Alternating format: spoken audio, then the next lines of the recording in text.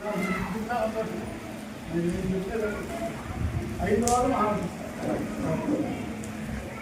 కూర్చోండి. మహాహుతి సమయే గణపతి సూక్త పారాయణం కరిష్యే.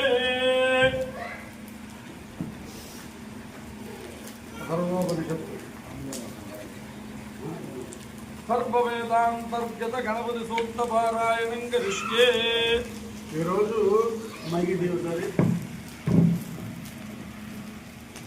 చాలా విశేషమైన మహా సంయుక్త పర్వదినం. అంటే సంయుక్త పర్వదినం అంటే అర్థం 2-3 పర్వదినాలు కలిపితే సంయుక్త పర్వదినం అంటాం. ఏ రకంగా చూసినా కూడా చాలా గొప్ప సుదినంగా కనిపిస్తున్నారు. మాసానాం మార్గశీర్షోస్మి అని విష్ణుమూర్తి మనకి చెప్పడం తెలుసు. వింటాం కదా, మాసానాం మార్గశీర్షోస్మి భగవద్గీతలో చెప్తాడు. మార్గశీర్ష మాసాన్ని నేనే అని చెప్తాడు. అలాంటి విష్ణు మాసం, ఈ మాసంలోనే ధనుర్మాసం కూడా ప్రారంభమవుతుంది. విష్ణుమూర్తికి అనేక భోగభాగ్యాలన్నీ నడిపిస్తూ ఉంటారు. అలాగే 5వ ఋతువు అయిన హేమంత ఋతువు, ఇక్కడి నుంచి కాలం మారుతూ ఉంటుంది. హిమవంతమైనటువంటి ఋతువు, బాగా చల్లదనాన్ని చంద్రుడి ద్వారా మనకి అందజేయటం ప్రకృతి నుంచి జరుగుతుంది. అంతేకాక ఇవాళ సోమవారం రుద్రపర్వ,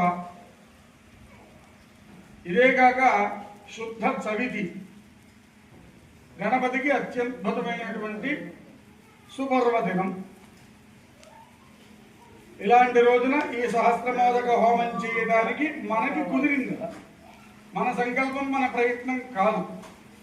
ఇదే కాక ఇంకొక గొప్ప మాట కూడా చెప్పుకోవాలి. 3 వేదాలకు సంబంధించిన వేద పండితులు ఇక్కడ ఉన్నారు.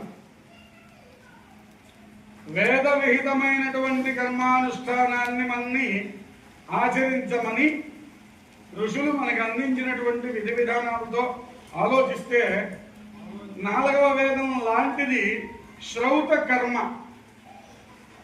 మహాశ్రౌత కర్మ.